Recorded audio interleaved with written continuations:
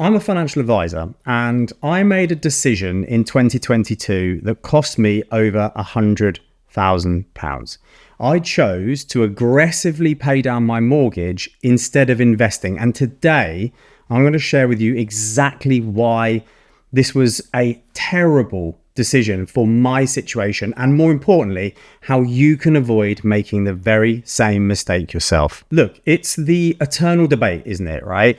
You've got some money left over at the end of every month. Should you pay off your mortgage or should you save and invest? Look, on the face of it, everyone knows it's a kind of simple calculation.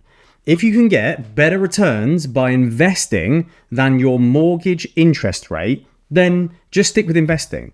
But look, it's not always that simple, and it's often based on two key factors. And in this video, we're going to use my mistakes to hopefully help you not make your own and consider what is best for you, and hopefully answer this eternal question for you. So I want to start off by painting you a picture of where I was in 2022. So my mortgage rate, which had been basically zero for the past 10 years before that point, jumped to, I think it was 4.5% at the time, and it might have been the same for you. So suddenly the monthly payments were way bigger, like shockingly bigger. Like many of you probably watching this now, it was so big that I really started to feel the squeeze for the first time. And at the same time, the stock market was getting absolutely hammered. It was down well over 20%, and every single headline was screaming about recession, inflation, war, market crashes, just chaos. So I made what seemed like the sensible, conservative, low-risk choice at the time. I stopped my regular £2,000 monthly contributions into my ISA and my pension, and instead threw every single penny at my mortgage. I was thinking to myself, right, 4.5% guarantee return. Reduce my risk, get out of debt faster, pay off my mortgage, job done. But let me tell you, I was wrong. Really wrong, spectacularly wrong. And look, here's where I went wrong and why it matters for your own decision making. So when I looked at my 4.5% mortgage rate, I only saw guaranteed return. What I failed to properly account for at the time was the stock market had just massively crashed, meaning that expected future returns were actually much higher than normal. And let me just quickly explain what I actually mean by expected future returns. So it is as simple as this. The returns that you're likely to get from, say, the stock market, for example, are determined by the price that you pay today. So if you buy expensive, you get lower future returns. If you buy cheap, you get higher future returns. It's all just about the price that you pay today for the return that you eventually get. Because here's the thing about stock market crashes that most people get completely backwards, right? They actually create opportunity, not danger, at least if you're investing in the long term, that is. Think about it like this, right? Imagine your favorite restaurant normally charges, say, £50 for a meal. But there's a food scare and nobody's eating out because everyone's getting E. coli or something. Suddenly, that same restaurant is offering the same meal for £30. The food's the same quality, the restaurant's the same, but the fear of catching E. coli, has created a discount. So it was 50, it's now 30, not based on anything different, but just based on fear. That's exactly what happened in 2022. Companies like Microsoft, Apple, Google, Tesla, their actual businesses, right, didn't become 20, 30% worse overnight, but fear, inflation worries, interest rate rises, and things like geopolitical crisis had everybody selling all their stocks and their shares. I could have come in and bought shares in world-class businesses at prices that haven't been seen for years. But instead, I was so focused on that conventional logic and that guaranteed 4.5% return that I missed the fact that I was essentially choosing to save 4.5% instead of potentially making 15, 25% on discounted assets. And here's the thing, right? Historically, when markets do fall by 20+%, like they did in 2022, the following 12 or 24 months tend to deliver exceptional returns. And you know what? I let fear override opportunity. I chose the certainty of modest saving over the probability of significant gains, to be honest with you. And as a financial advisor, I should have known better. Now, you're probably sitting there quite rightly saying, nobody can predict the stock market. And you're right, okay? But stick with me because I'm going to show you how to factor this in and how to make a decision on this without sort of gazing into a crystal ball. Okay, mistake number 2. I completely ignored tax relief. So as a higher rate taxpayer at the time, the benefits on pension contributions are actually better than most people realize. So here's how pension contributions actually work. Okay. So say, for example, when I contribute £1,000 into my pension, basic rate of tax relief gets added automatically. So that's 20% of my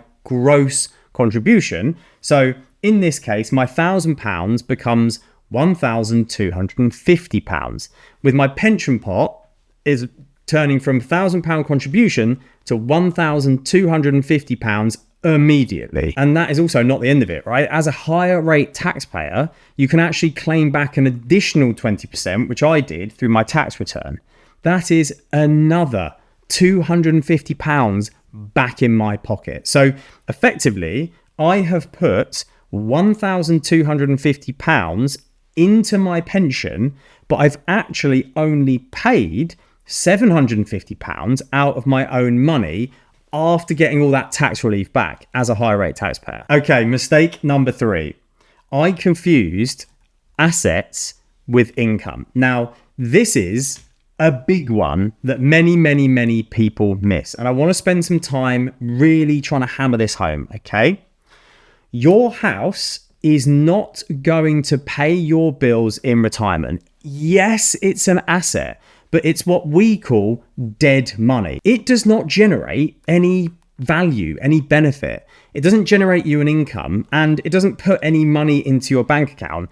And unless you're willing to downsize and buy another property or do equity release, it doesn't make any difference to you. Your home could be worth £50 million. Well done you. Useless. And let me paint you a picture of exactly what I mean here. So fast forward to when I'm 65 and I want to retire. I wake up one morning and my mortgage is completely paid off. Fantastic. I'm sure everyone wants that, right? My house, let's say, is worth 500,000. But here's the problem. That £500,000 is locked up in the bricks and sticks of my property. And guess what? When I go to Tesco's, I can't pay for my groceries with a bit of my kitchen. Whenever an energy bill comes in, I can't hand over a bathroom tile to cover the costs, right? When I want to go on holiday, the travel agent doesn't accept half a bedroom as payment. Now, contrast that with my pension and investment portfolio. Let's say that I have, say, £300,000 invested in a diversified portfolio using a really sustainable withdrawal rate of 4% a year. That's how much income you can reasonably take out of an invested diversified pot. That means that I can take out £12,000 per year. That's £1,000 every single month that I can live off. And my investments are therefore just paying off my bills as I sleep. Even better, I'm getting that income coming in, but I still own the underlying investments. That 300,000 is still sitting there quietly growing over time, hopefully. But my house, it's just sitting there. It's just looking pretty. It's consuming money through maintenance, insurance, and council tax, and all it's doing is keeping me dry from the rain. Look, don't get me wrong here. I totally understand the logic that having a paid off house in retirement is psychologically freeing and great, right? and it removes what's called housing risk and costs from retirement. But from a pure cash flow perspective, I chose to funnel money into an asset, if you can call it that, my property, that costs me money to maintain, instead of my pension and my investments into assets that pay me money to own them. My pension and investments, they will throw off dividends and income for decades, while potentially also still growing in that capital value as well. I chose to pay off an asset that generates zero income. I'm not going to rent out my private home, instead of building assets that could actually build and fund my entire retirement. So the question then is how do you avoid making all or some of these mistakes for yourself? Well, you just need a proper framework, not a gut feeling, not what your neighbor did, not what sounds sensible, not what some bloke at the pub told you to do, but a systematic approach that's based on 3 key factors. But before we jump into understanding those factors, there is a fundamental principle that I need you to kind of get on board with before this makes sense. Every single pound that you earn or have is a direct choice. Now, that choice as to what you do with that pound needs to be considered and optimized based on the current situation as it is today for you, right? Not just blindly overpaying your mortgage because it feels safe. Not just blindly investing because some idiot on YouTube told you to do. Yes, I understand the irony. The right answer for you right now might be completely different than it was 6 months ago, might be completely different to what it looks like in a year's time. Every moment, every pound is a decision. So there is no universal right or wrong answer. It's about, okay, what are the factors today and what is the best optimization, what is the best utilization of my pound coin today? Okay, factor number 1, market valuations and expected future returns. So again, this is simply asking yourself, if I put one of my pounds into the stock market today, is it expensive, up here, or is it cheap right now compared to the long-term averages? Now, before you switch off thinking that I'm about to give you some complex formula, I'm not. This is actually way simpler than most people make it. So here's the common sense approach. Now, I need you to rely on a quote from Warren Buffett here.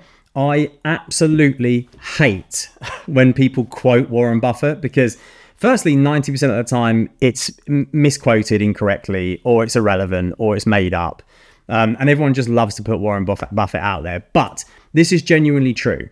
The point is you should be greedy when people are fearful and fearful when people are greedy. So are you buying into the stock market when everyone's panicking, or when everyone's celebrating and saying, hey, look, the stock market can only go higher? And honestly, people massively overcomplicate it. This is exactly the way that the stock market works, right? So just do a really common sense check. Is the market at or near all-time highs? If it is, maybe pause and consider your mortgage instead. Or has there been a decent crash or correction in the last 6 to 12 months? If so, you're probably getting better value for money. So think if you bought at the bottom of the COVID crisis or at the bottom of 2022, you're actually getting way better value for your money. And look, time in the market is nigh on impossible. That's not what I'm suggesting that you do here, because if you knew when to buy low and sell high, you'd be a millionaire or a billionaire, and you certainly wouldn't be watching this idiot on YouTube. But you get the point, right? Just try to make a sensible call. Look, yes, there are fancy valuation metrics that tell you whether something is high or low. Again, like the Schiller PE ratio, CAPE ratios, all of that jazz. But honestly, just ask yourself this question. Am I buying after a crash when prices are lower, or am I buying when everyone's feeling rich and the markets are expensive? So factor 2 is your own personal risk profile, okay? Now, this goes way beyond the typical question of, are you comfortable with your investments going up and down in value? It's more about understanding your own personal situation. So maybe think about it this way, right?